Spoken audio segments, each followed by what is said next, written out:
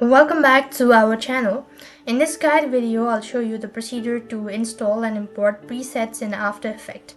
To do it so, you have to make sure to watch this video right till the end. To begin with, you want to acquire After Effects presets. When you do it so, what next you want to do is here, after which you want to locate the After Effects user presets folder. Then you want to drag and drop the presets file into the user presets folder.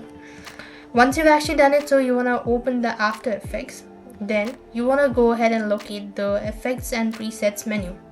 Once you do it so, you want to click the menu icon in the Effects and Presets menu.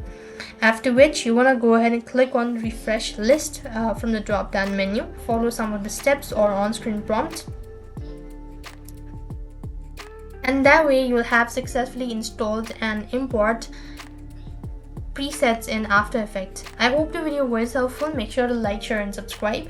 Thank you for watching. See you in the next